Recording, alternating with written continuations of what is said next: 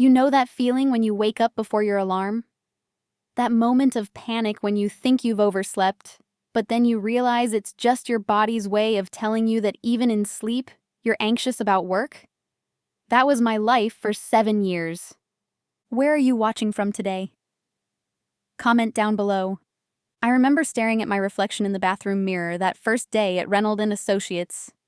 Fresh out of business school, eager to prove myself, wearing a suit that cost more than I could afford because I needed to look the part. Fake it till you make it, right? Little did I know how long the faking it part would last. The corporate world isn't what they tell you it'll be in college. It's not about being the smartest or the most qualified. It's about endurance. It's about who's willing to sacrifice the most. And for 7 years, I was winning that competition, though I'm not sure it's one anyone should want to win. My name is Emma, and this is the story of how I gave everything to a career that became my identity, a husband who became my liability, and how I finally chose myself. When I started at the firm, I was one of 12 new associates.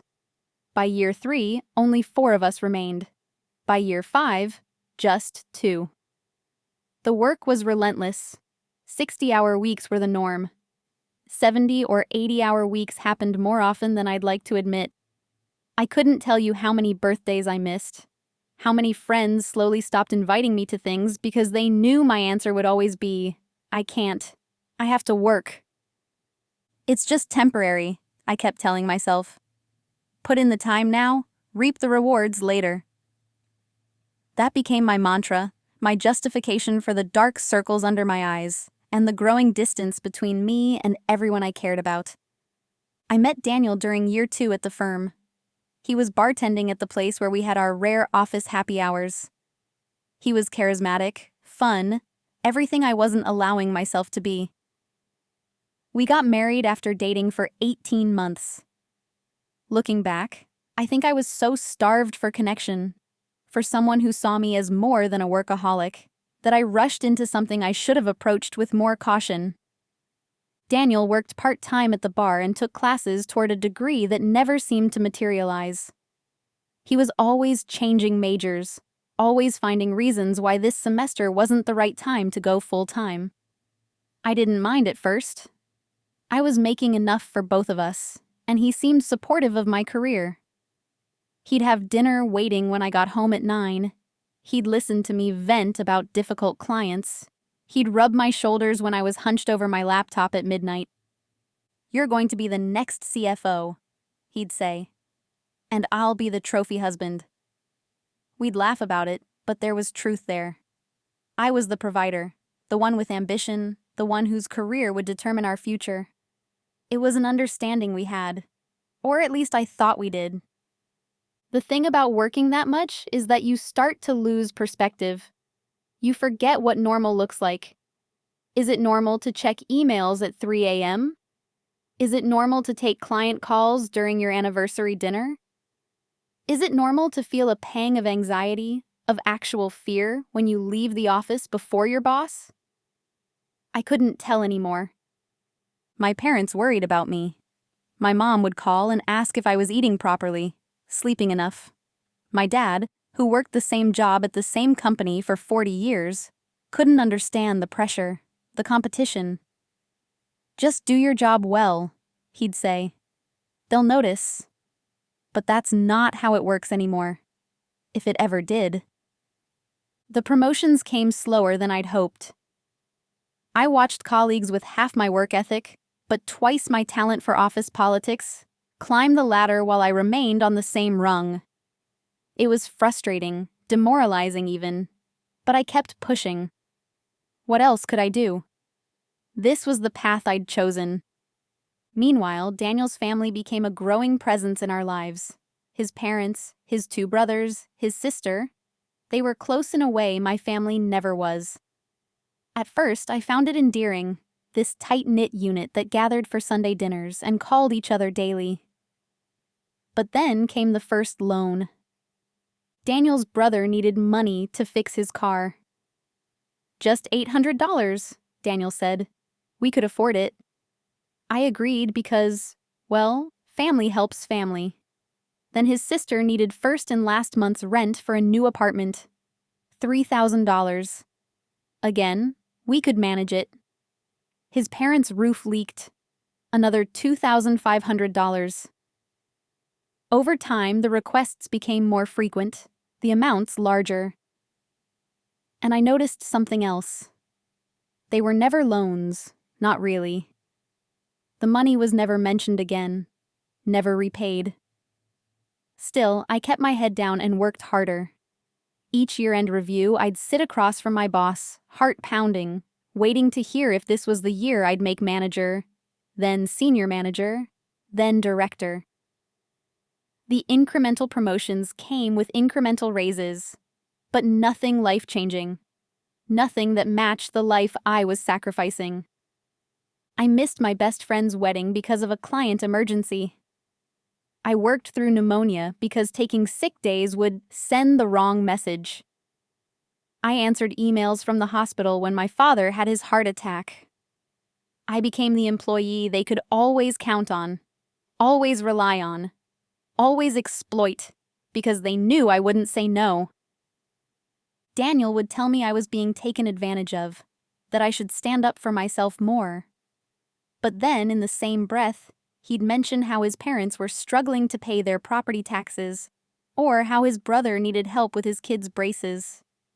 The irony was lost on him. By year 7, I was a shell of myself. I'd gained weight, lost sleep, developed an eye twitch that appeared like clockwork every Sunday evening as I prepared for another week. But I kept going because I'd invested too much to quit now. Sunk cost fallacy at its finest. Then came the rumors of restructuring, the whispers of promotions and bonuses for those who had proven their worth. After 7 years of sacrificing everything, I allowed myself to hope. Maybe all the missed dinners, the lost friendships, the postponed dreams would finally pay off.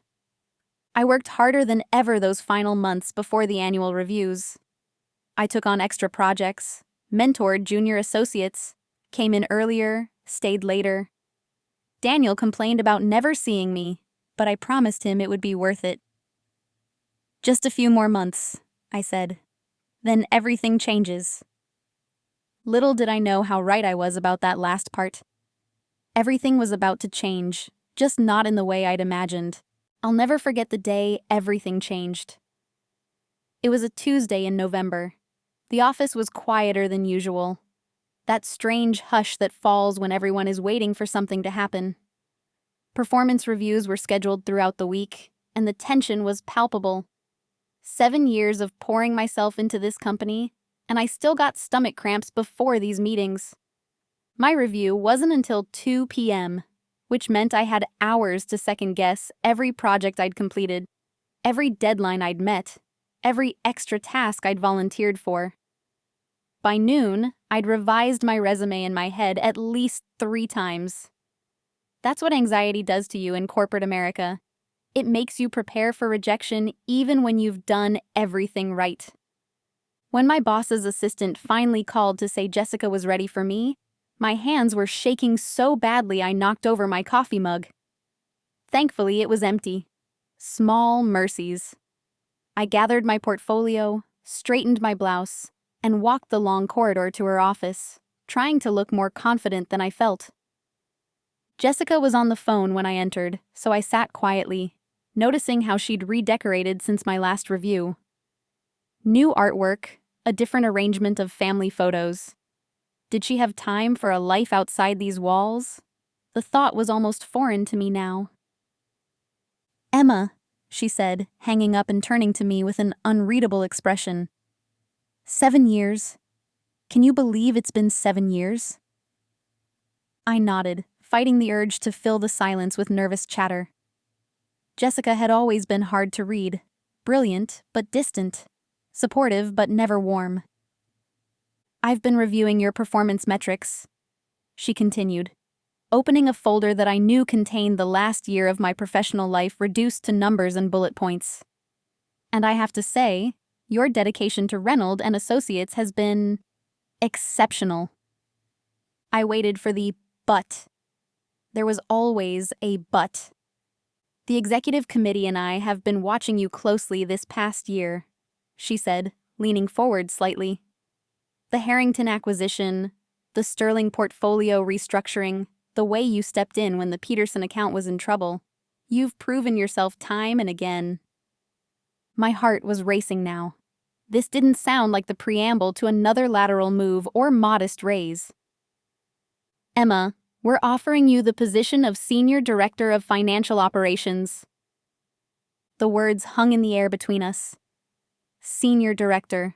Not just a step up, but 3 levels of promotion at once. A position typically reserved for people with at least 10 years at the firm. My voice caught. I don't know what to say. Jessica actually smiled then, a rare sight. Say yes. The role comes with a significant compensation package. Base salary increase of 30%, expanded benefits, and... She paused, clearly enjoying the moment. A year-end performance bonus of $50,000. $50,000. The number echoed in my head. More money than I'd ever seen at once. More than enough to... Of course we expect the transition to be challenging, Jessica continued, oblivious to my mental calculations. You'll be managing a team of 12, overseeing our key accounts, reporting directly to the CFO. But we wouldn't offer you this if we didn't believe you were ready. We spent the next hour discussing details, my new responsibilities, the timeline for transition, the expectations that came with a senior leadership role. I asked questions, took notes, nodded at appropriate intervals, but part of me was still stuck on that number. $50,000. It wasn't until I was back at my desk, staring blankly at my computer screen, that the reality began to sink in. All those late nights, missed weekends, sacrificed vacations, they had been noticed after all. I wasn't just a workhorse to be taken for granted. I was valued, respected, chosen. I called Daniel immediately. He picked up on the third ring, the sounds of a video game paused in the background. They promoted me, I blurted out, not bothering with hello. Senior Director. With a huge bonus, Daniel. $50,000. His whoop of excitement made me pull the phone away from my ear. Baby, that's amazing. I told you they'd recognize your worth eventually. For the first time in years, I left work early. Daniel had suggested a celebration dinner, and for once, I didn't feel guilty about stepping away from my desk before dark. I stopped by our favorite wine shop and splurged on a bottle of champagne I'd always eyed but could never justify. That evening felt magical. Daniel cooked his signature pasta dish, the one he'd made on our 3rd date when I first started falling for him. We drank the champagne from the mismatched crystal glasses we'd received as wedding gifts. He toasted to my success, to our future, to everything we'd be able to do now. We could finally buy that house, I suggested, giddy with possibility. We'd been saving for a down payment for years, but between my modest salary and the constant loans to his family, the goal had remained frustratingly out of reach. Definitely, Daniel agreed, refilling our glasses. Or maybe take that trip to Europe we've been talking about since forever. Or both, I laughed, feeling uncharacteristically extravagant. The promotion comes with a 30% salary increase too. We'll have more monthly cash flow and the bonus. Daniel's eyes widened. 30%? Jesus, Em, you're killing it. He came around the table to hug me, and I melted into his embrace, realizing how much I'd needed this validation, this celebration of everything I'd worked for. It was later, as we were washing dishes side by side, that he said it, so casually that I almost missed its significance. This is such great timing, you know. Mom and Dad have been struggling with the mortgage since Dad's hours got cut, and Melissa's kid needs some kind of special therapy that insurance won't cover. They could really use some help right now. I felt a familiar tension creep into my shoulders. but I pushed it away. This was my night. I deserved to enjoy it without thinking about his family's financial problems for once. "Let's not talk about that tonight," I said lightly, handing him a plate to dry. "This is about us, about what we've accomplished." "Of course, babe," he agreed quickly, dropping a kiss on my forehead. "I'm just saying it's lucky, that's all. Good timing." I should have recognized the warning sign in that moment, the way he'd already mentally allocated a portion of my bonus to his family's needs. But I was too caught up in the triumph of finally being recognized, finally breaking through that glass ceiling I'd been pushing against for 7 long years. That night, I fell asleep dreaming of possibilities, a home of our own, perhaps starting the family we'd been postponing, maybe even cutting back my hours a bit to enjoy life more. The future stretched before me, bright with promise. If only I'd known that with great success comes greater expectations, and not just from my employer. To understand why Daniel's casual mention of helping his family triggered such anxiety in me, you need to meet the Robertsons. I first met Daniel's family 3 months into our relationship. He'd been oddly reluctant to introduce me, always finding excuses to postpone family gatherings, or suggesting we meet his parents alone before tackling the entire clan at once. In retrospect, I should have recognized his hesitation for what it was, not shame about me, but awareness of what I was walking into.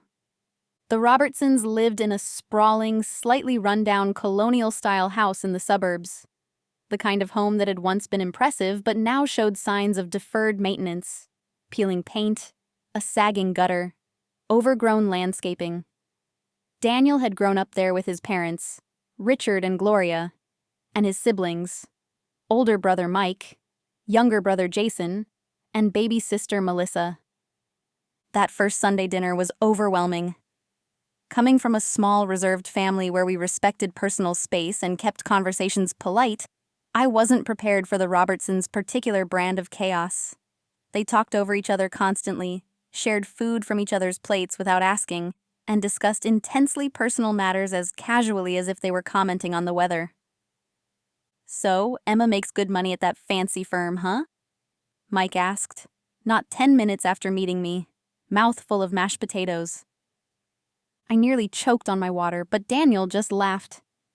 "She's doing great. Junior associate on the fast track." "Must be nice," Gloria said with a pointed look at Richard. "Some people struggle their whole lives and never get ahead." Richard, a man who seemed perpetually exhausted, just sighed.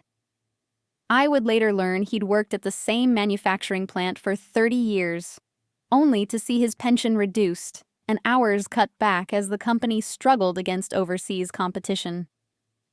"Mom, don't start," Daniel warned, but there was no real force behind it. "What? I'm just saying Emma's lucky. Blessed. We should all be so fortunate." The undercurrent was clear. I had something they didn't: financial stability, and by extension, that meant Daniel had access to it too. Throughout that dinner, I noticed how they all deferred to Gloria, despite her passive-aggressive comments. She was the unquestioned matriarch, and her approval was currency in the Robertson household, a currency that seemed perpetually in short supply. It didn't take long for the first financial emergency to arise. Just 2 weeks after that dinner, Daniel approached me with an awkward request. "Mike's car broke down," he explained. "Nothing major, just needs a new transmission, but he can't afford it right now with the baby coming and all." "How much does he need?" I asked, already reaching for my purse. $3,000, but he swears he'll pay us back once he gets his tax refund." I wrote the check without hesitation. Daniel was so grateful, so effusive in his thanks, that I felt a warm glow of generosity. I was helping family. What could be more important than that? The tax refund came and went. The money wasn't mentioned again. 2 months later, it was Melissa who needed help. Her roommate had moved out unexpectedly, leaving her unable to cover the full rent. Could we help for just a couple months until she found another roommate? Of course we could. the pattern established itself with alarming speed. Jason's DUI required legal fees. Gloria needed dental work not covered by insurance. Richard's car died, and he needed a replacement to get to work. Each time, the request came through Daniel. Each time, it was framed as temporary, and each time, repayment never materialized. "They're family," Daniel would say whenever I gently broached the subject of being repaid. "We help each other. Wouldn't your parents do the same for you?" The truth was, they wouldn't, not without clear terms and a repayment plan. But saying so made me feel cold, ungenerous. So I kept quiet and watched my savings account dwindle. It wasn't just money, though that was the most obvious drain. It was the emotional toll of being constantly available to the Robertsons' needs. Sunday dinners became mandatory, not optional. Holidays were spent exclusively with his family, never mine. When we did visit my parents, Daniel would grow restless within hours, checking his phone constantly for texts from his mother or siblings. "They depend on me," he'd explain when I expressed frustration. "I'm the stable one." What he meant was that I was the stable one, the reliable income, the sensible planner, the one who could be counted on in a crisis. Daniel had positioned himself as the family savior, but I was the source of his power. The worst part was feeling perpetually like an outsider. Despite all I contributed financially, I was never truly accepted into the Robertson fold.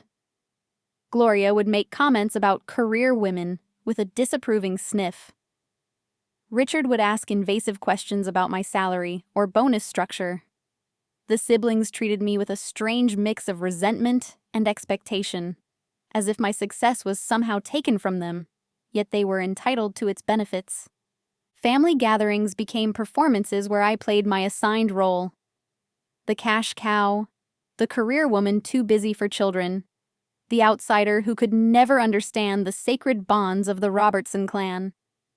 "Emma just doesn't get how important family is," I overheard Gloria telling Daniel once, when she thought I was still upstairs. "She wasn't raised right." And Daniel, my husband, my partner, the man who had vowed to stand by me, he said nothing in my defense. That was the pattern that hurt the most. In any conflict between me and his family, Daniel inevitably sided with them. If I objected to lending money we couldn't afford to lose, I was being selfish. If I suggested spending a holiday with my parents for once, I was trying to separate him from his family. If I expressed discomfort at the way they discussed my career or our finances in front of everyone, I was too sensitive. Over time, I learned to swallow my objections. It was easier than fighting a battle I couldn't win. I worked longer hours, saved more aggressively when I could, tried to build enough financial cushion to absorb the constant drain of the Robertsons' needs. "You're a saint," my friend Tara told me once, after I confided about another 4-figure loan to help Jason start a business venture that would inevitably fail. "I don't know how you put up with it." Neither did I, really. Except that I loved Daniel. And loving him meant accepting his family, with all their flaws and demands. At least, that's what I told myself as each year passed and the boundaries between our marriage and his family obligations grew increasingly blurred.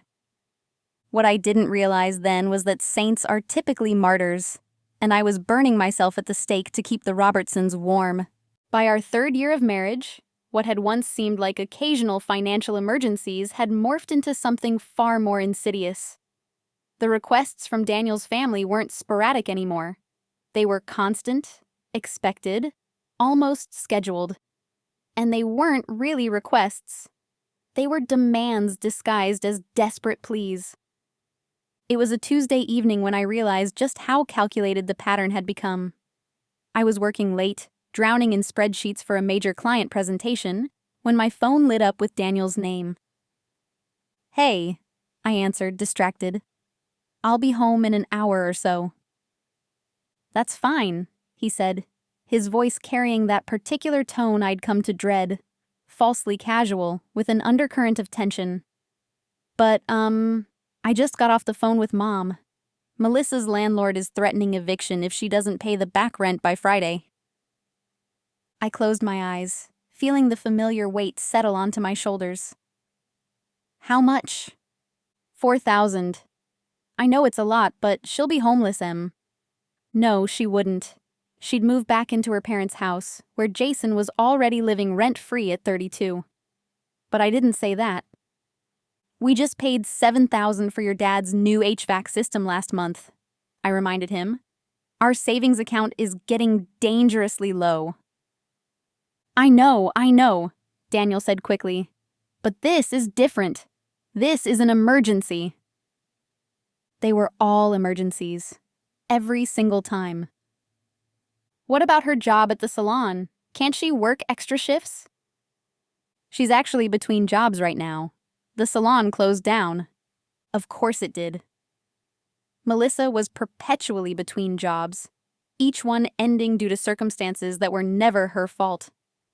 Daniel, we can't keep doing this. We're trying to save for a house, remember? His voice hardened slightly. So my sister should be homeless because you want a bigger closet? Is that it? And there it was. The guilt trip. The false equivalence. The subtle implication that I was selfish for wanting financial security while his family suffered. It was a script I could recite from memory at this point. I transferred the money that night. Melissa never thanked me directly. All gratitude came through Daniel, as if the money had been his to give. 2 weeks later, she posted Instagram photos from a weekend trip to Miami. When I pointed this out to Daniel, he accused me of stalking his sister and being obsessed with how she spent her money. Her money. The phrase echoed in my head for days afterward.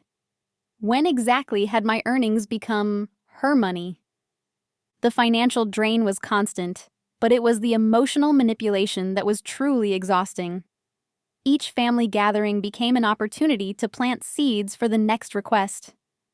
Gloria would make pointed comments about how blessed I was to have such job security. Richard would sigh heavily about the rising cost of medications. Mike's wife would describe their children's activities in detail, always ending with, "But we just can't afford the equipment, our lessons, summer camp." They were setting the stage, softening me up, making it impossible to say no when the actual ask came. Always through Daniel. Always framed as life or death urgent. I started hiding money. It wasn't something I planned or felt good about, but survival instincts kicked in. I opened a separate account at a different bank and began diverting small amounts from each paycheck, not enough to be immediately noticeable, but enough to slowly build a cushion that was mine alone. The guilt was overwhelming. What kind of wife hides money from her husband? What kind of person can't help family in need? These questions tormented me, even as another part of my brain whispered a darker question. What kind of family systematically drains you dry without remorse? Around this time, I also noticed changes in Daniel. He became secretive about his phone, changing his password and angling the screen away when I entered the room. At first, I feared the worst. An affair, perhaps. But when I finally worked up the courage to check his call history during a rare moment when he left his phone unattended, I found something almost more devastating. Dozens of calls to and from his family members, often while I was at work. They were coordinating, planning, strategizing about how much to ask for, when to ask, and how to frame each request. I discovered this by accident when Daniel left a voicemail playing on speaker as he showered. "Hey, bro," Mike's voice echoed in our bedroom. "Mom says to wait until after Emma's performance review to bring up the loan for my truck. She'll be in a better mood if she gets that promotion she's been talking about." I stood frozen, voicemail still playing, as the full extent of the manipulation dawned on me. This wasn't family helping family through tough times. This was calculated financial exploitation. When confronted, Daniel was indignant. "Of course we talk about timing. We don't want to stress you out when you're already busy with work stuff. We're being considerate." The gaslighting was so smooth, so practiced, that for a moment I almost believed him. Almost. That night, lying awake beside my sleeping husband, I did the math. Over the past 3 years, we'd given, not loaned, given, over $70,000 to his family. $70,000 that could have been a down payment on a home. That could have been invested for our future. That could have given us the freedom to start the family Daniel claimed to want, but always said we couldn't afford yet. The next morning, I called a financial advisor. I needed an objective perspective, someone to tell me if I was being unreasonable or if my growing resentment was justified. Sharon listened to my situation without judgment, then asked a simple question that changed everything. If you continue at this rate, where will you be in 5 years? The answer was devastating. At our current trajectory, we'd have no retirement savings, no property, no assets, and likely significant debt. We'd be financially ruined, and for what? So that Melissa could take spontaneous vacations? So that Jason could quit yet another job because his boss didn't respect his creativity? So that Mike could upgrade to a newer truck every 2 years? This isn't sustainable, Sharon said gently. And it isn't healthy. This pattern fits what we would classify as financial abuse. Financial abuse. The term hit me like a physical blow. I'd always associated abuse with bruises, with shouting, with fear. But this slow, steady drainage of my resources, this constant guilt and manipulation, the isolation from my own family and friends, wasn't that its own kind of violence? I left Sharon's office with a plan and a terrible weight in my chest, because I knew what needed to happen next, and I knew it would be the hardest conversation of my marriage. No more, I told Daniel that evening. No more money to your family. Not until we're financially secure. The look he gave me wasn't of a husband hearing his wife's legitimate concerns. It was the look of someone whose meal ticket was threatening to walk away from the table. And in that moment, I finally saw the truth about our marriage and the price I was expected to pay for admission into the Robertson family. The confrontation with Daniel that night didn't end with resolution. It ended with a stalemate.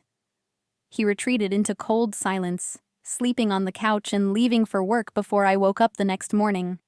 For 3 days, we existed in the same space without really speaking, the tension thick enough to choke on. I'd expected anger.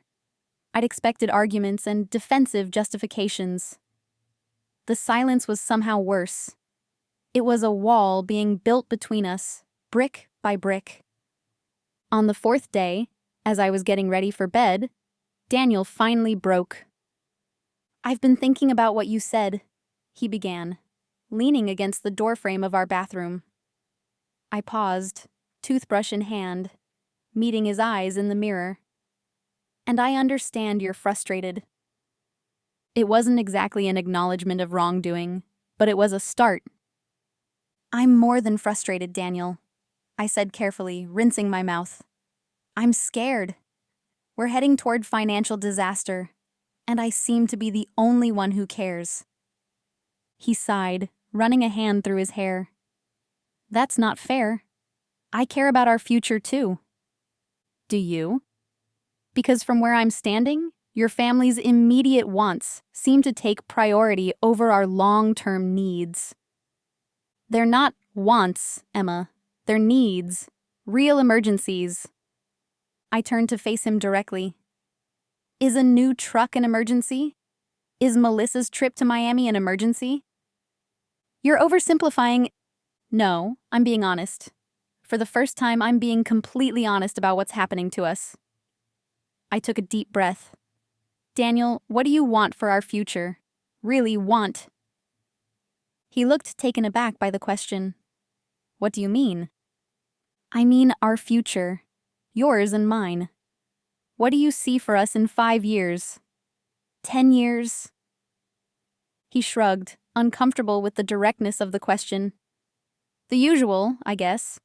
Financial security, maybe a house at some point." "A family?" I pressed. "Sure, eventually. When the time is right." It was such a vague, non-committal answer, one I'd heard variations of for years. But now, with the financial advisor's warnings fresh in my mind, I needed specifics. When will the time be right, Daniel? We're in our 30s. I've been working toward financial stability for us for years, but every time we get close, more money goes to your family. If we want children, we need to plan for that now. Why are you so obsessed with planning everything? He snapped, his calm demeanor cracking. Life doesn't follow a schedule, Emma. Basic financial planning isn't obsession, I countered. It's being responsible. And helping family isn't responsible? Is that what you're saying? I closed my eyes briefly, trying to stay focused. There's a difference between helping during genuine emergencies and being treated like an ATM. Your family has come to expect regular handouts without any attempt to solve their own problems. That's so cold, he said, voice hardening. So calculating. These are people we love, not entries in a spreadsheet. Love isn't an excuse for exploitation, I said quietly. The word hung between us. Exploitation. I'd crossed a line by naming what was happening, and Daniel's expression shifted from defensive to wounded. Is that what you think? That my family is exploiting you? That I'm allowing it? Yes, I admitted. That's exactly what I think. He turned away, shoulders rigid with anger or hurt or both. Maybe you just don't understand what family means. Not everyone is as detached as your parents. It was a deliberate jab. My parents had always been reserved, showing love through support and respect rather than emotional displays or constant involvement. Daniel had often criticized their coldness, as he called it, conveniently ignoring how they'd paid for my education, helped us with our wedding, and never once asked us for money, despite having modest incomes. My detached parents have never expected us to finance their lifestyle, I pointed out. They've never made me feel guilty for pursuing my career or saving for our future. No, they just make you feel guilty for not being perfect enough. He shot back. For not being the robot daughter they programmed you to be. The conversation was veering into dangerous territory. Old wounds and resentments that had nothing to do with the financial issues at hand. I tried to redirect. This isn't about my parents or yours, I said firmly. This is about us, our marriage, our future. I want to build something with you, Daniel. A home, a family, financial security. But we can't do that if we're constantly bailing out your siblings. So you're asking me to choose between you and my family? Is that it? No, I said, frustrated. I'm asking you to put our marriage first, to prioritize our needs alongside theirs, to set reasonable boundaries. Boundaries, he repeated, as if the word tasted bad. That's your answer to everything. Because they're necessary. Healthy relationships need boundaries. Daniel shook his head, walking away from the bathroom door.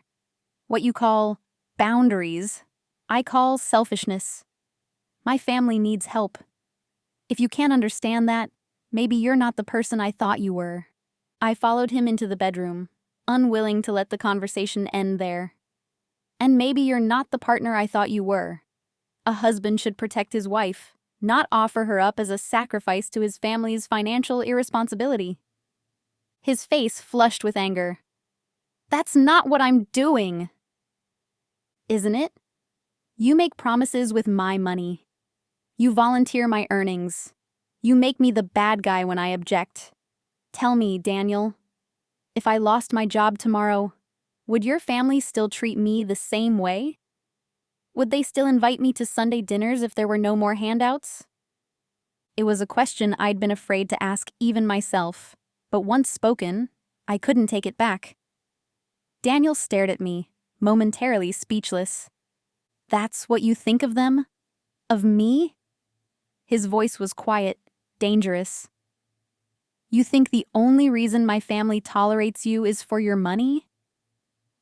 I think money is the foundation of our relationship with them, I clarified. And I'm starting to wonder if it's the foundation of our marriage, too. The silence that followed was deafening. Daniel grabbed his pillow from the bed and headed for the door. I'm sleeping on the couch. I can't talk to you when you're like this. Like what? I challenged. Honest? Concerned about our future? He paused at the doorway. Selfish, he said flatly. When you're being selfish. After he left, I sat on the edge of our bed, tears finally spilling over. His words echoed in my head. Selfish, selfish, selfish. Countered by the financial advisor's warnings and my own growing certainty that I was being used. Was it selfish to want financial security? Was it selfish to dream of owning a home someday? Of having children we could provide for? Of retiring without fear? Was it selfish to expect my husband to be my partner rather than his family's agent? If that was selfishness, then perhaps I needed to be more selfish. Because the alternative, continuing down this path of endless financial drainage, would destroy not just our dreams, but our marriage itself. That night, alone in our bed, I made a decision. I would no longer apologize for wanting a secure future. I would no longer feel guilty for setting financial boundaries. And I would no longer accept being characterized as cold or uncaring because I refused to light myself on fire to keep the Robertson family warm. The question was no longer whether I was being selfish. The question now was whether Daniel and I could find a way forward with such fundamentally different values, or whether our dreams had become too far removed from our reality to ever reconcile. In the weeks following our confrontation, Daniel and I established an uneasy truce. We were polite, we maintained the routines of our marriage, but something fundamental had shifted between us. The easy intimacy, the sense of partnership, it was gone, replaced by a wary distance neither of us knew how to bridge. I threw myself into work with renewed intensity. If my marriage was faltering, at least my career could flourish. I took on additional projects, volunteered for high-profile clients, stayed later at the office. Partly it was strategic, positioning myself for the promotion and bonus I now needed more than ever. But it was also escape. At work, I was valued, respected. My competence wasn't questioned. My ambition wasn't labeled as selfishness. Daniel noticed my longer hours, of course. You're never home anymore, he remarked one rare evening when we were both in the kitchen, the silence between us stretching uncomfortable as we prepared separate meals. I'm working toward something important, I replied, not looking up from the salad I was assembling. More important than us? The question hung in the air, loaded with accusation. I put down my knife and turned to face him. That's not fair. You can't make me choose between my career and our marriage when you've never been willing to choose our marriage over your family's demands. He sighed, the fight seeming to drain out of him. Can we not do this again? I'm tired of fighting about money. It's not about money, I insisted. It's about respect, partnership, building a life together instead of bankrolling your family's irresponsibility. But he'd already turned away, taking his dinner to eat alone in front of the TV. Another new habit in our increasingly separate lives. Meanwhile, the whispers of restructuring at my firm had solidified into concrete plans. A wave of promotions and bonuses was coming for those who had proven themselves indispensable. I was determined to be among them. I worked myself to exhaustion. 14-hour days became standard. I took work home on weekends, responded to emails at midnight, prepared presentations with obsessive attention to detail. My boss noticed. You're really gunning for that director position, aren't you?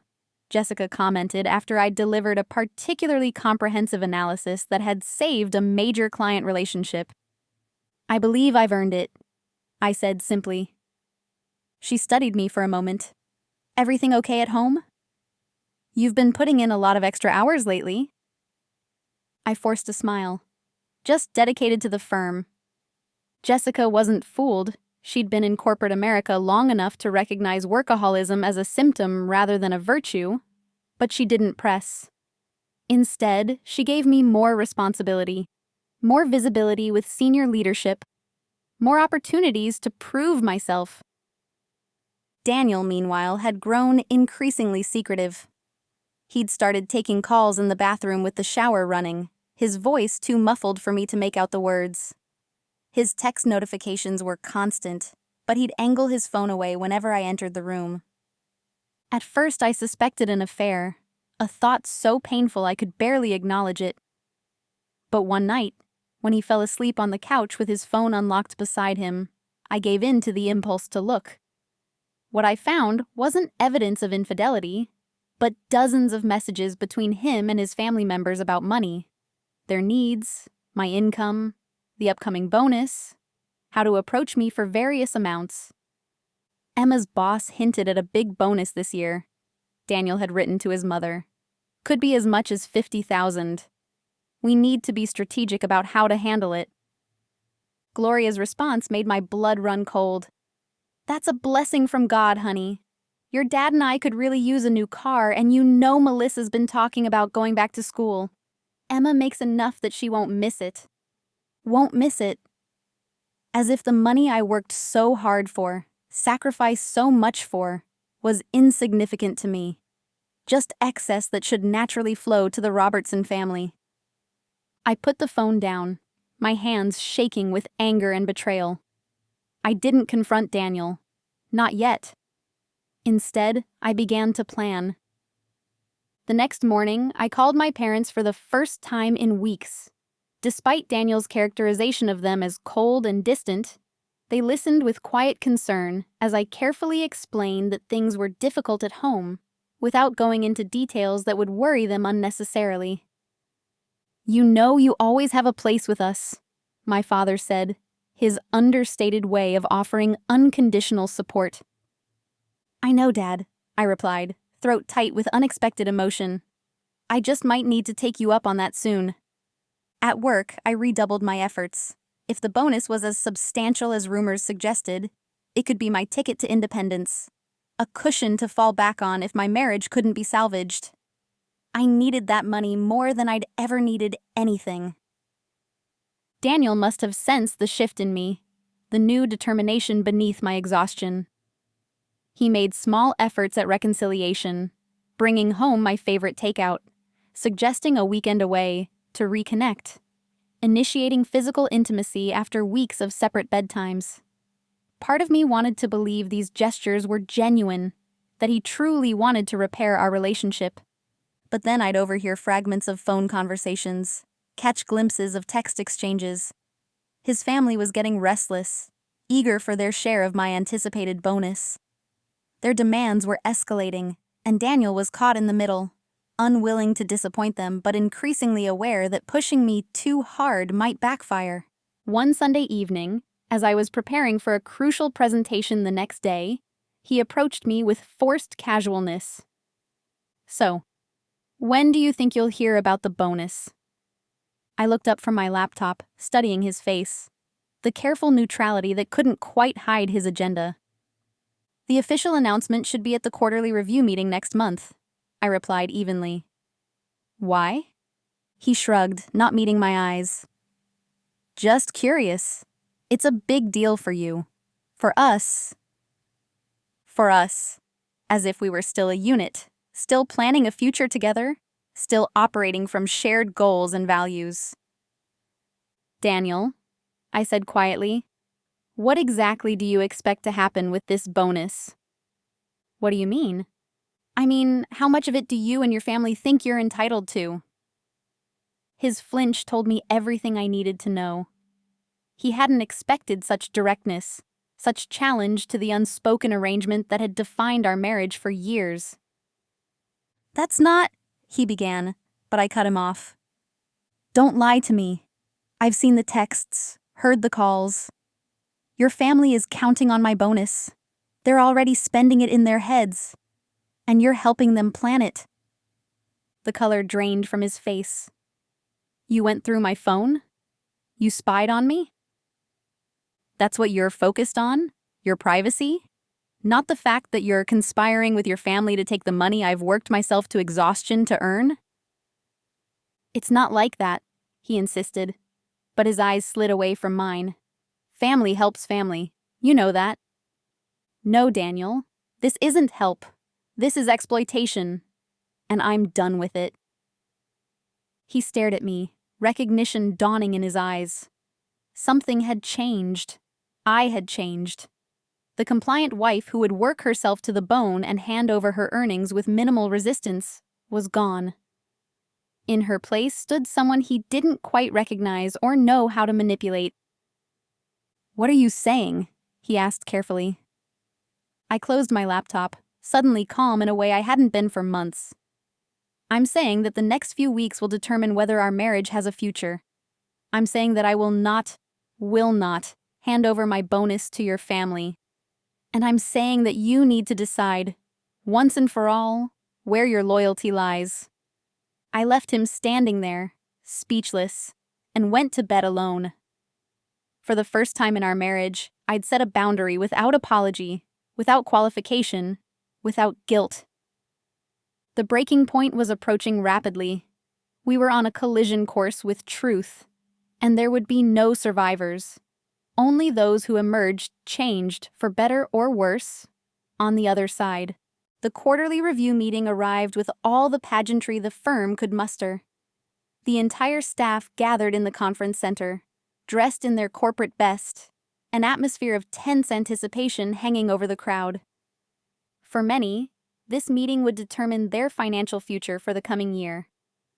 For me, it felt like something even more significant was at stake. I sat near the front, spine straight, expression neutral despite the exhaustion that had become my constant companion. 3 hours of sleep the night before, after finalizing a presentation that had impressed even the most critical partner.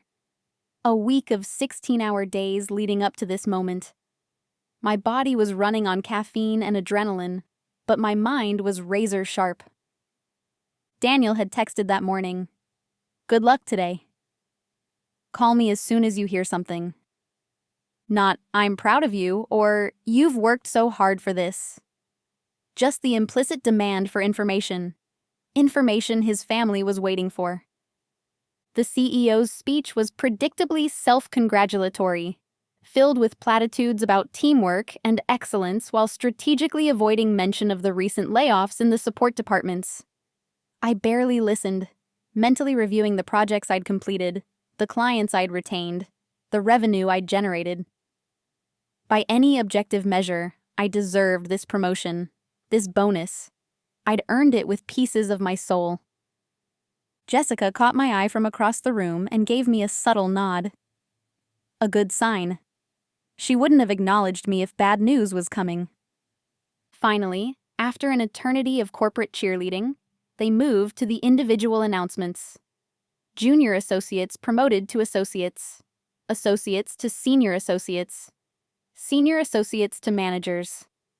Each name met with polite applause, some genuine excitement for colleagues who'd put in the work. "And now, our new senior directors," the CEO announced, a practiced smile on his face. "These individuals have demonstrated exceptional leadership, client management, and revenue generation." My heart pounded so loudly I was certain the people seated beside me could hear it.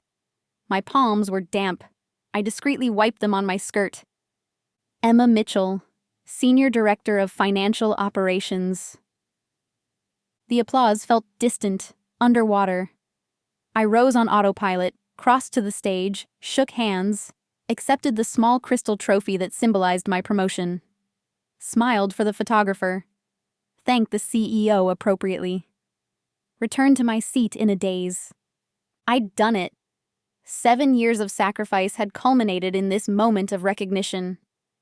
The meeting concluded with announcements about the holiday party and reminders about fourth-quarter goals. As people began to disperse, Jessica approached me. "Congratulations," she said warmly. "Truly deserved." "Thank you," I replied, still processing. "When will I—" "The formal details will come in an email this afternoon," She anticipated my question. But I can tell you that your performance bonus is 65,000. The board was particularly impressed with the Harrington acquisition analysis. 65,000. 15,000 more than initially projected. A life-changing amount. Thank you. I'm grateful for the recognition. Jessica squeezed my arm lightly. You earned every penny. Now go celebrate. I nodded, gathering my things as she moved on to congratulate another newly promoted colleague. My phone vibrated in my purse. Daniel, undoubtedly. I ignored it. Instead of heading straight home, I stopped at a small cafe several blocks from the office. I needed space to think, to plan, to decide what this moment meant for my future. I ordered a latte and sat by the window, watching people hurry past in the cold November afternoon. $65,000. Enough for a substantial down payment on a modest home. Enough to establish a real emergency fund. Enough to give me options if my marriage continued its downward spiral. My phone vibrated again, and again, and again. With a sigh, I finally pulled it out. 3 missed calls from Daniel, 5 text messages. How did it go? Did you get the promotion? Call me when you're out of the meeting. My mom keeps asking about the bonus. Emma, please call me. It's important. No congratulations. No pride in my accomplishment. Just the immediate pivot to what my success meant for his family. I put the phone down without replying and finished my coffee in deliberate slowness. By the time I arrived home, it was after 6. Daniel's car was in the driveway, unusual for a weeknight when he typically worked until closing at the bar. I found him in the kitchen, pacing, phone clutched in his hand. He looked up when I entered, relief washing over his face. There you are. I've been calling you all afternoon. How did it go? I set my purse down on the counter, studying my husband. This man I'd promised to build a life with, who now felt like a stranger representing hostile interests. I got the promotion, I said finally. His face split into a grin. That's great. And the bonus? How much? Not even a pretense of caring about the promotion itself, the recognition of my hard work. Just the money. Always the money. 65,000, I said, watching his expression carefully. His eyes widened, calculations visibly running behind them. 65? That's even more than we thought. This is incredible, Em. Is it? I asked quietly. If he noticed the coolness in my tone, he ignored it, already pulling out his phone. I need to call Mom. She'll be thrilled. Something in me snapped. I reached over and took the phone from his hand. Why would your mother care about my bonus, Daniel? He blinked, momentarily thrown by the direct confrontation. I just meant she'd be happy for us, for your success. No, I said, my voice steady despite the anger building inside me. She's happy about what my success means for her bank account, just like you are. That's not fair. What's not fair is you already promising my bonus to your family without even discussing it with me. I cut in. What's not fair is treating me like an ATM instead of a wife. He had the decency to look slightly abashed, but it didn't last. Look, I didn't promise anything specific. I just mentioned that we'd be in a position to help with some things. What things exactly? He shifted uncomfortably. Well, Mom and Dad's car is on its last legs. They need a reliable vehicle, and with winter coming. And Jason's got some credit card debt he needs to pay off before the interest gets worse. And? Daniel sighed. Melissa wants to take some certification courses to finally get a stable career. It's an investment in her future. How much? I asked flatly. How much what? How much of my bonus have you mentally allocated to your family? He wouldn't meet my eyes. I don't know, maybe 40,000. That would still leave 25,000 for us. We could take a nice vacation, put some in savings. $40,000, nearly 2/3 of my bonus, earned through countless sleepless nights and missed weekends, already promised to people who had never shown the slightest interest in my well-being or success. "No," I said simply. Daniel stared at me. "What do you mean, no?" "I mean no. I will not give $40,000 to your family. I will not give them $20,000. I will not give them any of my bonus." His expression hardened. "They need it more than we do right now, Emma. You make plenty of money. This bonus is just extra." "Just extra," I repeated incredulously. "Just extra effort, extra hours, extra stress that I put myself through? Just extra recognition for exceeding every goal set for me? Just extra security for our future?" "You're being selfish," he said, the familiar accusation that had become his weapon of choice. "They're family. They need help." "And what about what I need?" I asked, my voice rising despite my efforts to stay calm. "What about what we need as a couple? A home of our own? Retirement savings? The children we keep postponing because we can't afford them yet? We can do those things too. Just not all at once.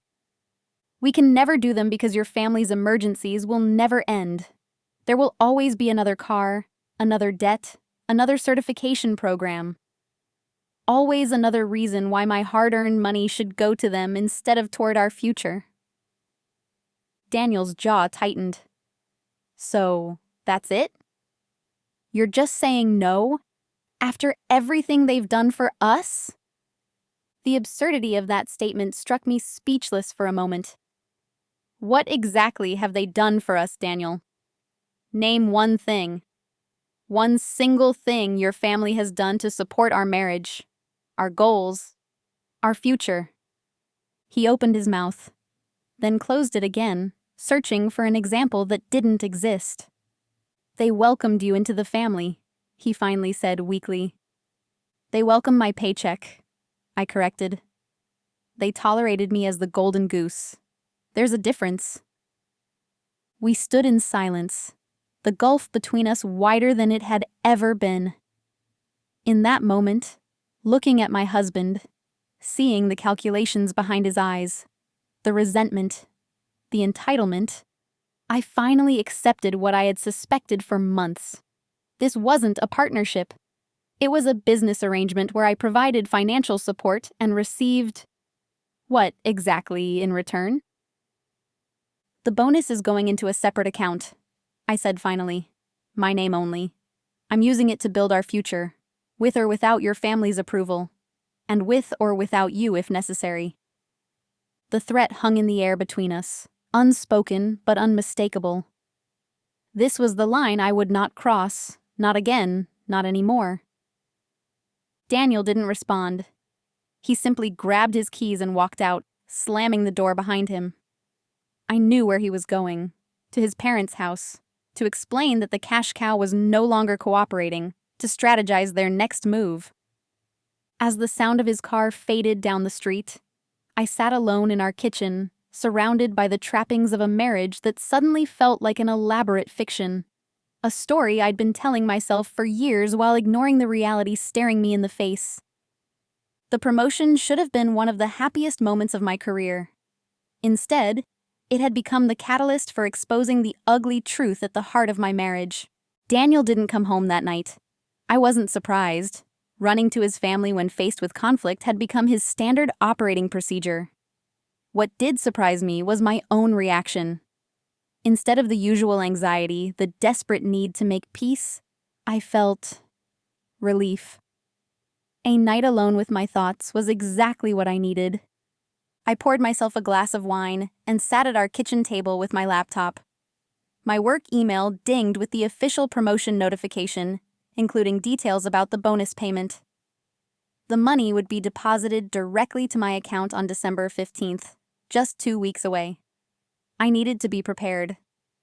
Something about this particular fight felt different, more final, more consequential. This wasn't just about one bonus or one financial disagreement. It was about the fundamental nature of our relationship and whether it could be salvaged. With that sobering thought, I began to take stock of our financial situation. I pulled up our joint checking account, the savings account, our credit card statements, and what I found turned my stomach. Our joint checking account, where my paycheck was deposited, showed consistent withdrawals, large sums transferred to an account I didn't recognize. 2,000 here, 3,000 there. Sporadic enough not to create an obvious pattern, but regular enough to drain nearly half my income over time. I dug deeper, downloading the past year's statements and creating a spreadsheet to track the outflows. In 12 months, over $70,000 had been siphoned from our joint account to this mystery destination. $70,000 I didn't know about, had never authorized, had never discussed. My hands shaking slightly, I pulled up our credit card statements next. The balance on our main card was nearly $18,000, far higher than it should have been given our regular expenses. Most of the charges were at stores I didn't recognize, or for services I'd never used. Richard's Auto Body, $2,800. North State Dental, $3,200. Lakeside Furniture, $4,500. None of these were our expenses. They were his family's expenses, placed on our credit card, accruing interest at 22.9% while I worked overtime to keep us afloat. For hours, I went through statement after statement, account after account, piecing together a financial history that made me sick with betrayal and fury. This wasn't just Daniel asking for money for his family. This was systematic theft, using our joint accounts, our credit cards, our financial future as a personal slush fund for the Robertson family expenses. By midnight, I had the full picture. Over the past 3 years, Daniel had diverted nearly $180,000 of my earnings to his family through various means: direct transfers, credit card charges, loans that were never recorded or repaid. $180,000 that should have been in our home fund, our retirement accounts, our future. I sat back, physically nauseated by the scope of the deception. This wasn't just financial abuse. It was calculated betrayal on a scale I couldn't have imagined. And I, financial analyst, corporate strategist, detail-oriented to a fault, had been completely blind to it. No, not blind. Trusting. I had trusted my husband to honor our partnership, to respect our shared resources, to consider our future as his priority. That trust had been weaponized against me in the most fundamental way possible. As the shock began to fade, a cold clarity took its place. This marriage was beyond repair. There was no coming back from deception of this magnitude, no rebuilding trust that had been so thoroughly shattered. I needed to protect myself, my finances, my future, my very identity, from further damage. At 1 a.m., I sent a brief email to HR requesting a personal day tomorrow. Then I composed a longer email to our company's legal counsel, asking for a confidential meeting as soon as possible. Jessica had mentioned once that her sister was a divorce attorney specializing in financial cases. I needed that contact information now. I was on my third cup of coffee when Daniel finally returned home the next morning, looking haggard and defiant. He'd clearly expected to find me distraught, ready to negotiate, eager to repair the rift as I'd always been before. Instead, he found me calmly seated at the kitchen table, surrounded by printed account statements highlighted in alarming shades of yellow and orange. "What's all this?" he asked, gesturing at the papers. "Documentation," I replied evenly. "Please, sit down. We need to talk." Something in my tone must have warned him this wasn't a typical post-fight reconciliation. He sat across from me, wary. "I've been reviewing our finances," I began, maintaining careful control of my voice. "And I've discovered some concerning transactions I'd like you to explain." His eyes flickered to the statements in front of me, then away. "What kind of transactions?" I slid the first document toward him, a statement showing a $5,000 transfer to the unknown account. Let's start with this one. September 12th, $5,000 to an account at First National. Whose account is that, Daniel? He shifted uncomfortably. It's a joint account I have with my parents, for emergencies. I see. And was there an emergency on September 12th? Dad needed a new HVAC system. I told you about that. You told me it cost $7,000. You didn't tell me you'd already transferred $5,000 before asking me to write a check for the full amount. His face flushed. I must have forgotten about the transfer. And what about this one? I pushed forward another statement. October 8th, $3,200 to the same account. Melissa's security deposit and first month's rent on her new place. Interesting, because on October 20th, you asked me to write a check for $4,000 for that exact same expense. Did she need 2 apartments, Daniel? Or did that money go somewhere else entirely? With each example I presented, his excuses grew weaker, his demeanor more defensive. I worked through the evidence methodically, like building a legal case, which, in a way, I was. So in summary, I concluded after 30 painful minutes, you've been systematically transferring my earnings to your family for years, charging their expenses to our credit cards, and lying to me about the amounts and purposes of these transactions. Does that sound accurate? He stared at the pile of evidence, then at me, his expression shifting from defensive to desperate. It's not like that, Emma. Family helps family. They needed— Stop, I interrupted, holding up a hand. Don't say they needed the money more than we did. Don't say it was just temporary. Don't say you were going to pay it back. We both know none of that is true. What do you want me to say? He asked, voice rising. That I'm sorry? Fine, I'm sorry. I should have been more transparent. But they're my family, and I'm your wife, I said quietly. Or at least I thought I was. Now I realize I've just been a convenient source of income for the entire Robertson clan. A mark. A sucker who was too trusting to check the accounts. That's not fair. Fair? I laughed, a brittle sound with no humor in it. You want to talk about fair? Is it fair that I've worked 60-hour weeks for years while you've funneled my earnings to your family? Is it fair that we've postponed buying a home, starting a family, building our future because there was never enough money? Money that you were stealing? I wasn't stealing. It's our money. That you disposed of unilaterally, without my knowledge or consent. That's theft, Daniel. Or at the very least, fraud. The word hung between us, ugly and accurate. Daniel's face paled. What are you going to do? He asked finally, the fight draining out of him. I gathered the statements into a neat pile, my movements deliberate, controlled. I've already done it. I've frozen our joint accounts, canceled our shared credit cards, and contacted a divorce attorney. This marriage is over. He stared at me as if seeing a stranger.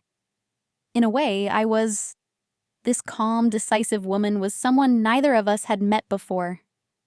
She'd been forged in the fire of betrayal, tempered by the clarity that comes with having nothing left to lose. You can't be serious, he whispered. $180,000, Daniel. That's how serious I am. That's what you and your family have taken from me. From us. In that moment, looking into his eyes, I didn't see remorse or regret. I saw calculation, the frantic assessment of a man realizing his financial pipeline was being cut off, wondering how to salvage something, anything, from the wreckage. It was the final confirmation I needed. This wasn't a marriage that had gone off track. It was a confidence scheme that had run its course. And for the first time since we'd said I do, I saw my husband, truly saw him, for exactly who he was. The week after discovering Daniel's financial betrayal was both the longest and shortest of my life. Time seemed to stretch endlessly during the silent meals and tense encounters at home, yet fly by as I methodically executed the plan forming in my mind. Daniel hadn't moved out. Where would he go? His parents' house was already overcrowded with his siblings, and he couldn't afford his own place on a bartender's salary. So we existed in a state of cold civility, orbiting each other like distant planets, the gravity of our shared history still binding us even as the relationship disintegrated. I'd taken to sleeping in the guest room, the door locked at night.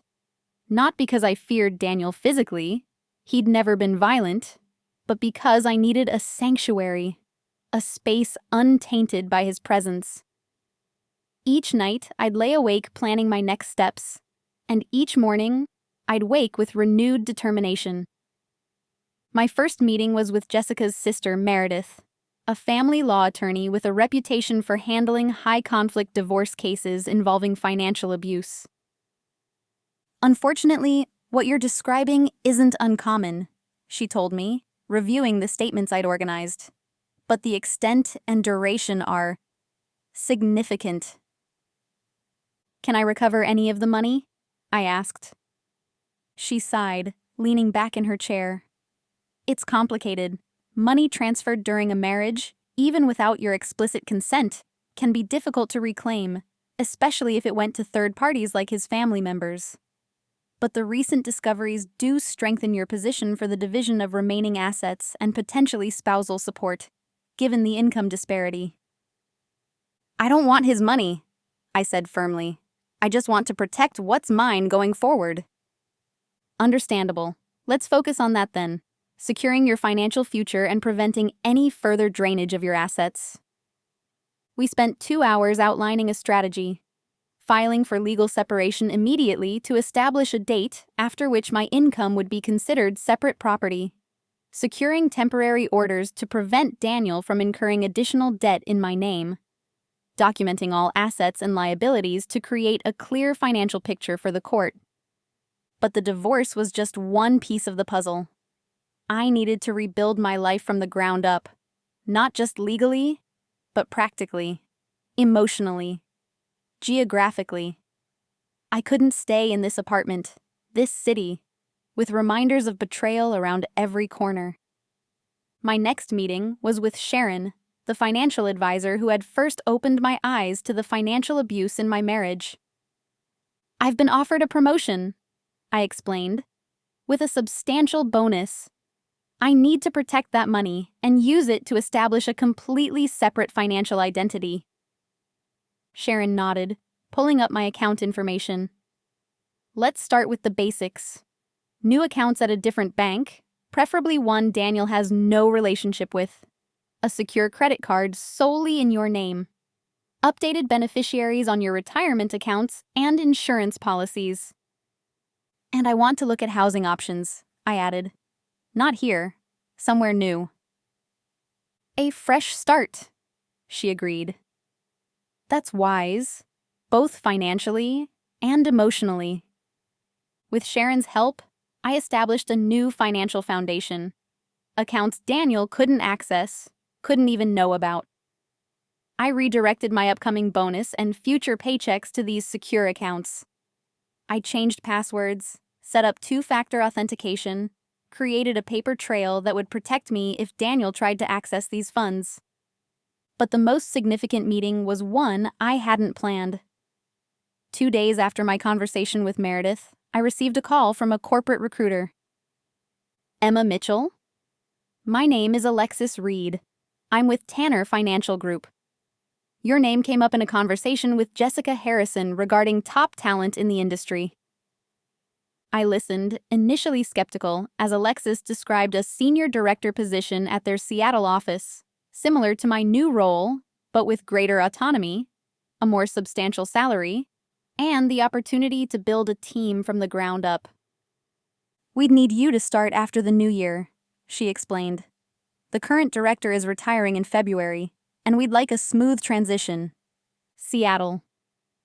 3,000 miles from Daniel, from his family, from the life that had become a gilded cage. The synchronicity was too perfect to ignore. "I'd be interested in learning more," I said carefully.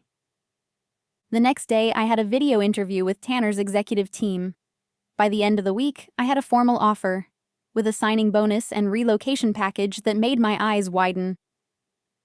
Sitting alone in a coffee shop, away from the apartment and Daniel's prying eyes, I reviewed the offer letter. This wasn't just a job. It was an escape route, a chance to completely reinvent my life on my own terms. The salary was 20% higher than my new position at Reynolds & Associates. The signing bonus would cover moving expenses beyond what the relocation package provided. And most importantly, no one in Seattle knew Daniel or his family. I would be just Emma, not a walking ATM, not a means to an end, just a professional woman building her career and life.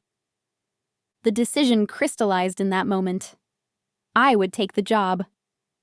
I would use my year-end bonus to establish myself in Seattle, to create a financial cushion, to build the life I'd put on hold for years while subsidizing the Robertson family. I would file for divorce, make a clean break, and never look back. The logistics fell into place with surprising ease. I accepted the Tanner offer, negotiating a start date of January 15th, giving me time to receive my bonus, relocate, and settle in before beginning the new position. I found a modest but modern apartment in a secure building in downtown Seattle, signing the lease electronically and paying the security deposit from my new private account. I researched shipping companies, storage options, everything I would need for a cross-country move. All without breathing a word to Daniel. The only person at Reynolds & Associates I confided in was Jessica, who had inadvertently created this opportunity by recommending me to the Tanner recruiter. "I'd be sorry to lose you if I didn't understand exactly why you're going," she said when I told her my plans. "You deserve this fresh start, Emma. And frankly, you've outgrown what we can offer you here." "Thank you," I said simply. "For everything." "Just promise me one thing," she added, her expression serious. "Don't let what he did determine what you believe you deserve going forward. His betrayal is a reflection of his character, not your worth." I nodded, unexpectedly moved by her insight. "I'll remember that." My parents were my only other confidants. I called them from my office, where Daniel couldn't overhear, and explained the situation in broad strokes: the financial deception, the upcoming divorce, my plans to move to Seattle. "Do you need us to come help you?" my father asked immediately. "I can be on a plane tomorrow." "Not yet," I said. "But maybe in January when I'm setting up the new place." "Just tell us when and where," my mother said firmly. "We're so proud of you, Emma. It takes courage to start over." Courage. Was that what this was? It felt more like survival instinct, like the clarity that comes when there are no good options left except the most radical one. The final piece of my plan was the most difficult, requiring both precision and secrecy. I needed to extract myself from the apartment, from the marriage, from the entire situation without tipping my hand to Daniel or his family. The bonus would be deposited on December 15th. The divorce paperwork was prepared but not yet filed. The apartment in Seattle would be available January 1st. The timing would be tight, but with careful planning, I could disappear from Daniel's life as thoroughly as the money he'd stolen from ours. Not out of spite or revenge, but because a clean break was the only way to truly reclaim control of my life. For the first time in years, I felt something close to excitement about the future. My future, shaped by my choices, funded by my work, answerable to no one's needs but my own. The grief would come later, I knew. The anger, the questioning of how I'd been so blind for so long. But for now, there was only the plan. And for the woman who had planned her way to the top of her profession, This was the most important project of her life. December 15th arrived with the kind of perfect winter chill that makes you want to stay indoors, wrapped in blankets with hot chocolate and a good book. Instead, I was at my desk by 7, refreshing my banking app every few minutes, waiting for the moment my bonus would appear. Daniel had been increasingly agitated as the date approached. His attempts to reconcile had grown more desperate.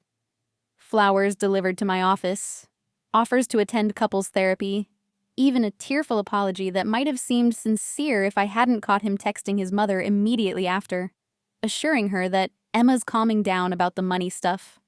I maintained the facade of considering reconciliation, letting him believe his efforts were working. It was easier than fighting, and it kept him from becoming suspicious about my actual plans. I'd even suggested we take some time to think over the holidays, positioning my emotional distance as part of the healing process rather than the final disconnection it actually was. At 10:43 a.m., my phone pinged with the notification I'd been waiting for. Direct deposit. $65,000 from Reynolds and Associates. I exhaled slowly, feeling a weight lift from my shoulders. Step 1, complete. I waited until lunch hour to excuse myself for a dental appointment and drove straight to my new bank. The manager was expecting me. I'd called ahead to explain that I'd be making a significant deposit and wanted to verify everything was in order with my new accounts. "The funds have cleared," she confirmed, reviewing my information. "Would you like to proceed with the wire transfers you discussed?" I nodded, sliding over the paper with the carefully calculated amounts. $20,000 to my new checking account in Seattle. $30,000 to the high-yield savings account. $10,000 to remain in my local account for immediate expenses.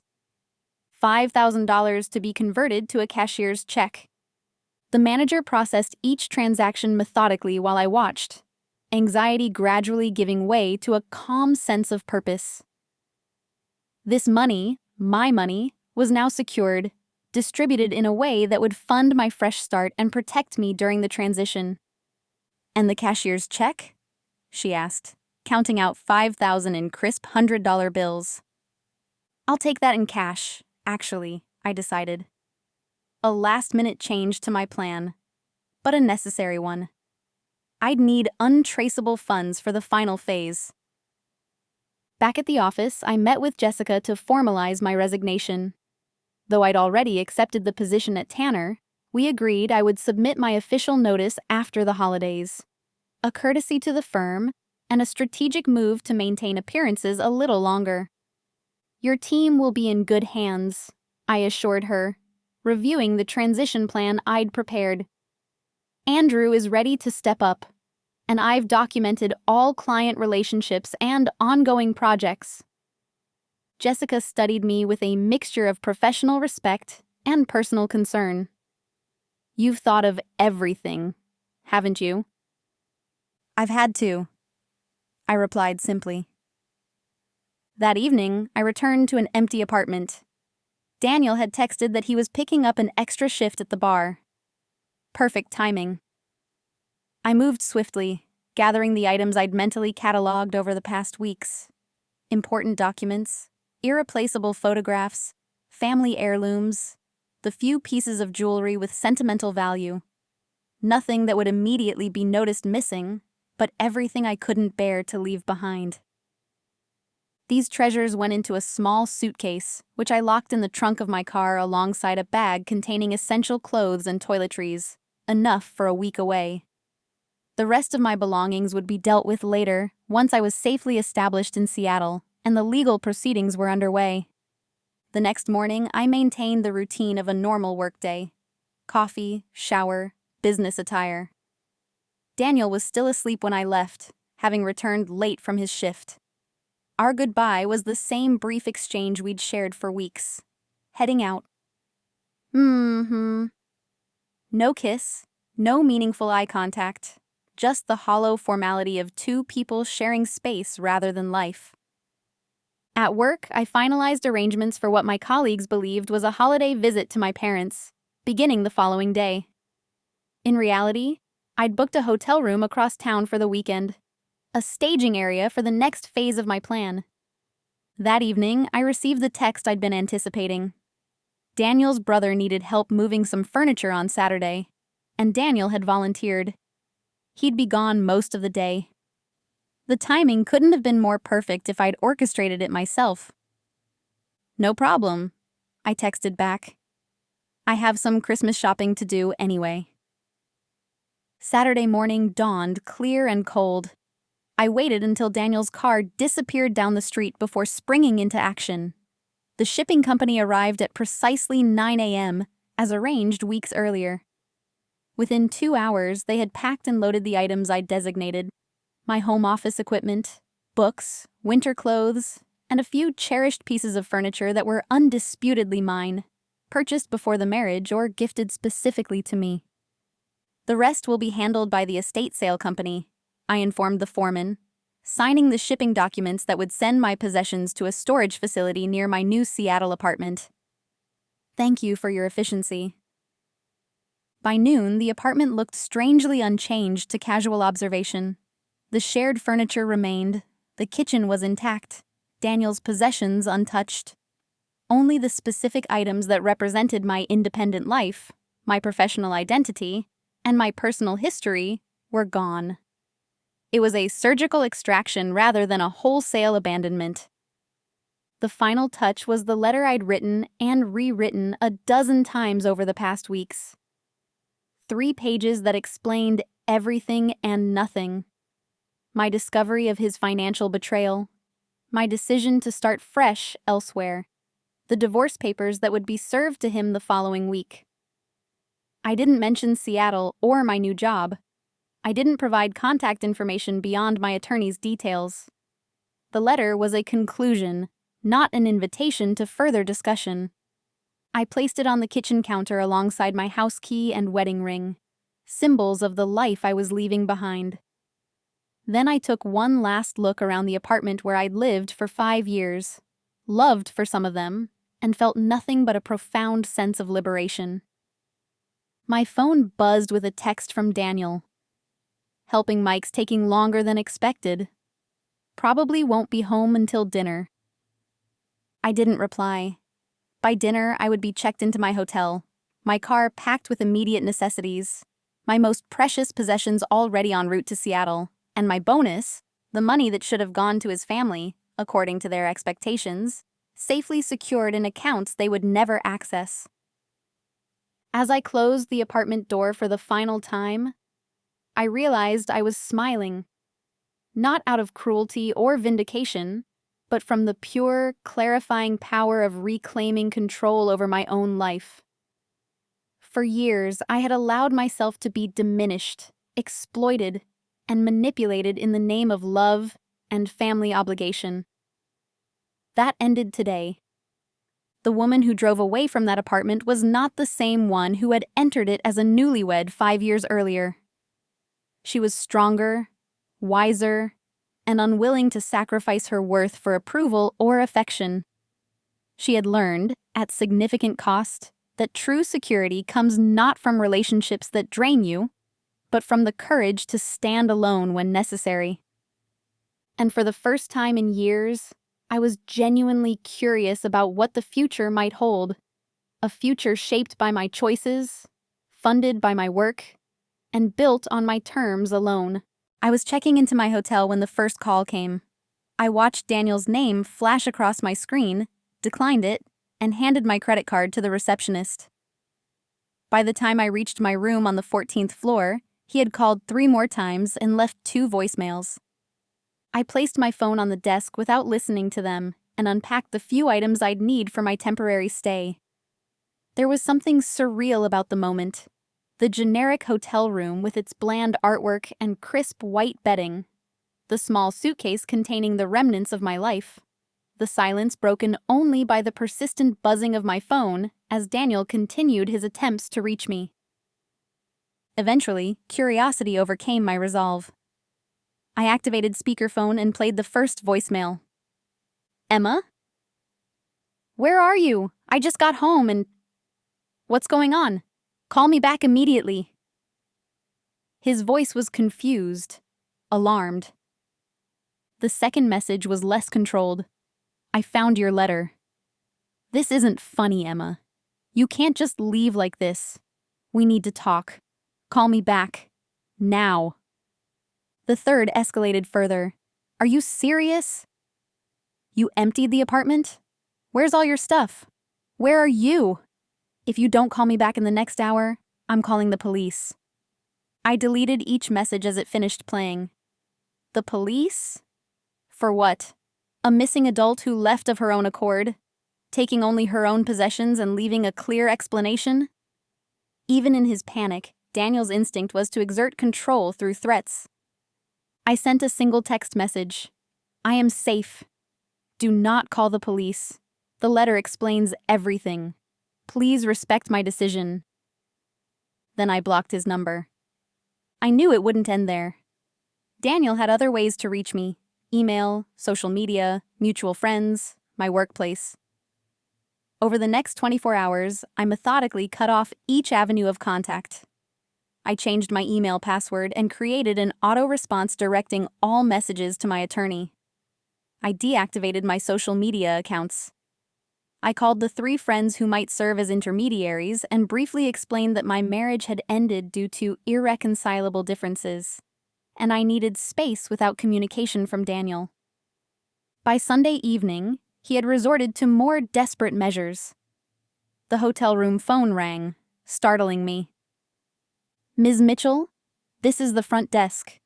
There's a man in the lobby claiming to be your husband. He's quite insistent about speaking with you. My heart raced, but my voice remained steady. I am not accepting visitors, and that man is not welcome. Please ask him to leave or contact security if necessary. Of course, ma'am. Would you like us to connect you to our security office? They can ensure he doesn't return. Yes, please. And thank you for alerting me. How had he found me? Then I remembered.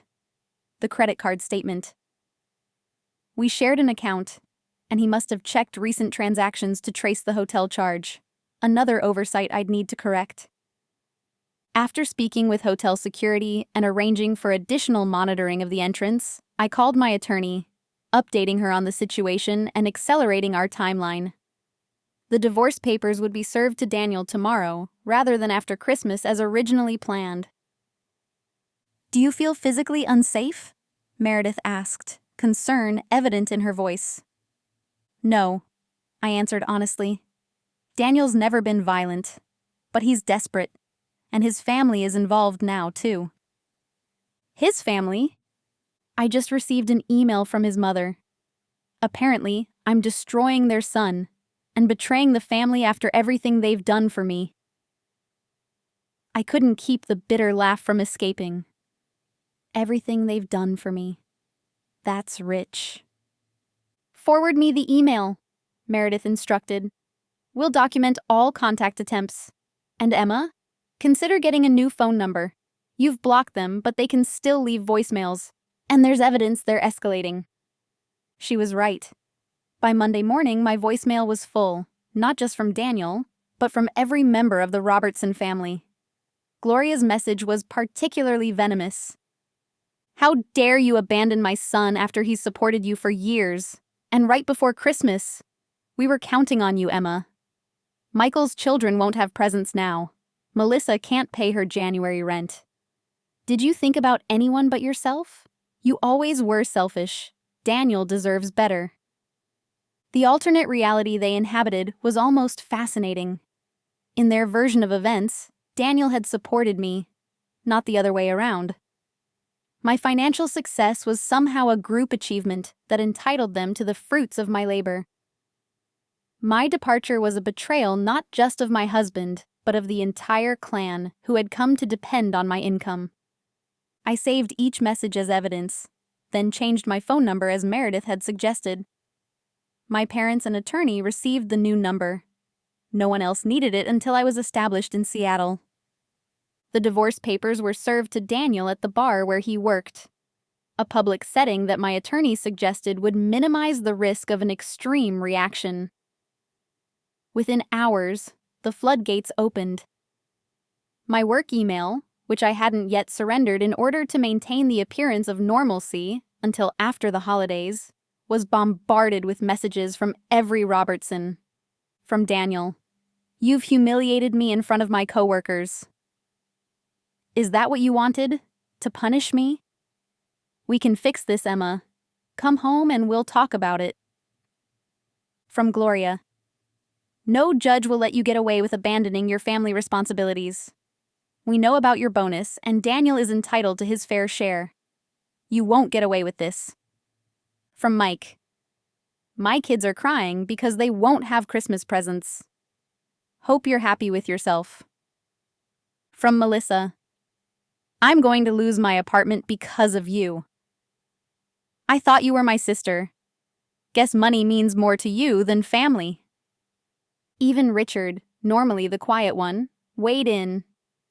"You've broken my son's heart for money. What kind of person does that make you?" Each message revealed the true nature of my relationship with the Robertsons. I had never been family, just a financial resource. Their anger wasn't about losing me, it was about losing access to my wallet. I forwarded each email to Meredith, and then, in a moment of clarity, to Jessica as well. "This is why I need to leave," I wrote to her. "To protect not just my finances, but my sanity." Her response was immediate and supportive. "Your position will be waiting if Seattle doesn't work out, but I doubt you'll want to come back. Forward your work email to me until your last day. I'll handle anything important and filter out the harassment." By Wednesday, news of my impending departure had spread through the office despite my attempts at discretion. Colleagues stopped by my desk with confused congratulations, sad to see me go but excited for my mysterious new opportunity. I maintained the fiction that I'd be leaving after the holidays, though in reality, I'd already booked a one-way flight to Seattle for the following Monday. The Robertsons' panic reached its peak on Thursday when Daniel's lawyer contacted Meredith, demanding an emergency hearing about the dissipation of marital assets and seeking to freeze my accounts. "It's a desperate move," Meredith assured me. "You've documented the historical pattern of financial abuse, and the bonus was received after legal separation papers were filed. They have no case." She was right. The emergency hearing was denied, though a regular hearing was scheduled for after the holidays. By then, I would be in Seattle, represented by Meredith but not physically present to face Daniel's accusations and his family's glares. As the weekend approached, the barrage of messages finally began to slow. Reality was setting in for the Robertsons. Their golden goose had not only stopped laying eggs, but had flown the coop entirely, taking her nest egg with her. I spent Christmas Eve alone in my hotel room, ordering room service and watching holiday movies. There was sadness, yes, mourning for the marriage I'd thought I had, the future I'd planned, the love I'd believed in. But underneath the melancholy was something stronger: pride. Pride in my courage, my resilience, my refusal to remain a victim. Tomorrow I would have Christmas dinner with my parents, who had flown in to support me during this transition. Next week, I would board a plane to Seattle and begin building a new life. And for the first time in years, I was spending my money on myself, not on Daniel's family's endless needs, but on my own fresh start. It wasn't the Christmas I had imagined, but it was the gift I deserved. Freedom from exploitation, from guilt, from the slow drain of a one-sided relationship. And no amount of angry voicemails or desperate emails could take that away from me. Seattle greeted me with rain, a gentle, persistent drizzle that locals barely seemed to notice. As the plane touched down on January 2nd, I pressed my forehead against the cool window and watched raindrops trace unpredictable paths across the glass. There was something fitting about arriving in my new city this way, washed clean, starting fresh. My new apartment was everything the online listing had promised. A modern one-bedroom on the 15th floor of a secure building downtown, with floor-to-ceiling windows offering a view of Elliott Bay. It was smaller than the place I'd shared with Daniel, but it was mine alone. a sanctuary I had chosen and paid for with money I had earned. "This is beautiful, honey," my mother said, helping me arrange the few pieces of furniture that had arrived ahead of me. My parents had flown out 2 days earlier to accept the delivery and prepare the apartment for my arrival. Their support, practical, emotional, unconditional, was yet another reminder of what real family looked like. "It's a good place to start over," I agreed, unpacking books onto a sleek new shelf. "Are you nervous about tomorrow?" my father asked, referring to my first day at Tanner Financial Group. "Excited," I corrected him. "It feels like I'm finally doing something just for me." That night, after my parents returned to their hotel, I stood alone in my new space, taking inventory of my new reality. New city, new job, new home, new bank accounts, new phone number, new life. The divorce proceedings continued from a distance, with Meredith representing my interests in court.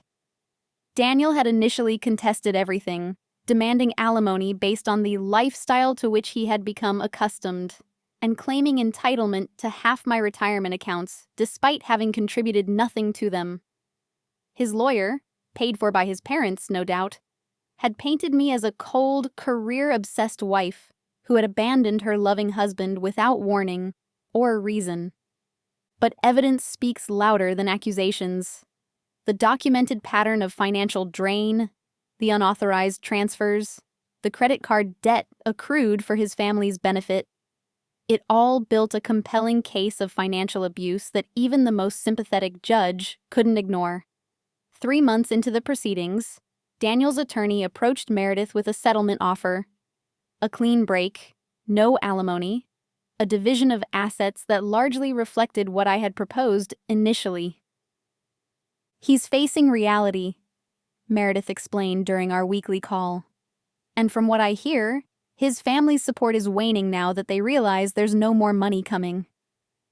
I felt no satisfaction in Daniel's situation, only relief that the legal entanglement was reaching its conclusion. I signed the settlement papers in my new lawyer's office in Seattle and sent them back to Meredith via overnight courier.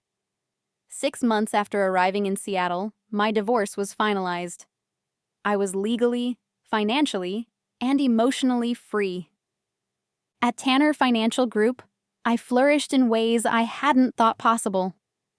Without the constant drain of Daniel's family's needs and the emotional weight of an unbalanced marriage, I had more energy, more creativity, more passion for my work. I built a team that reflected my values: collaborative, supportive, results-driven, but never at the expense of well-being. The Seattle office has seen a 30% increase in client retention since you took over, the CEO remarked during my 6-month review. "Whatever you're doing, keep doing it." What I was doing was simple. I was living authentically, making decisions based on sound judgment rather than emotional manipulation, and refusing to apologize for my success. The lessons from my marriage, painful as they were, had given me a clarity that informed every aspect of my leadership. With each passing month, the memories of my life with Daniel grew more distant, like watching scenes from someone else's story. I still had moments of anger, of course, flashes of resentment when I calculated what his family's financial drain had cost me over the years. But those moments grew less frequent, less intense, eventually settling into a dull awareness rather than an active pain. What surprised me most was how quickly I rebuilt my savings. Without constantly bailing out the Robertsons, my income stretched further than I'd imagined possible. 6 months after moving to Seattle, I had replaced the emergency fund that had been depleted during my marriage. By the 1-year mark, I had made a down payment on a small but elegant condominium with a view of the mountains, my first real estate purchase, an investment in my future that no one could redirect toward their own needs. I made friends slowly but deliberately in my new city, colleagues who became happy hour companions, neighbors who invited me to community events, even a hiking group that explored the wilderness areas surrounding Seattle on weekends. These relationships developed without the shadow of financial obligation or emotional manipulation that had tainted my marriage. They were balanced, reciprocal, healthy. Dating was a more complicated prospect. For the first year, I avoided it entirely, focusing instead on building my career and healing from the betrayal that had ended my marriage. When I finally accepted a dinner invitation from a colleague's brother, I found myself hyper-aware of potential red flags. Did he mention money too often? Was he close with his family? Did he respect my boundaries? "You're allowed to trust again," my therapist reminded me during one of our sessions. Not everyone is Daniel. She was right, of course. The lessons of my marriage weren't meant to wall me off from connection, but to help me build healthier relationships moving forward. I began to date casually, protecting my heart and finances equally, allowing myself to enjoy male company without immediate assumptions about their intentions. On the anniversary of my arrival in Seattle, I treated myself to dinner at an upscale restaurant overlooking the water. I wore a new dress purchased with part of my recent bonus, a bonus that had gone, in its entirety, into my accounts and toward my goals. As I sipped champagne and watched ferries cross the Sound, I reflected on the journey of the past year. I had lost a marriage but found myself. I had left behind financial abuse and discovered true financial independence. I had escaped a family that saw me as an ATM and rebuilt connections with people who valued me for myself. Most importantly, I had learned that I was worth more than being used, worth more than constant sacrifice, worth more than living as a resource rather than a person. The waiter approached my table. "Can I get you anything else, ma'am?" I smiled, raising my glass in a silent toast to the woman I had become. "No, thank you. I have everything I need." And for the first time in longer than I could remember, that was absolutely true. Not because I had accumulated wealth or achieved professional success, but because I had reclaimed my worth. In walking away from people who valued me only for what I could provide, I had finally recognized my intrinsic value, not as someone's wife or provider or financial solution, but simply as myself. That realization was worth every dollar, every tear, every moment of doubt along the way. And it was something no one could ever take from me again.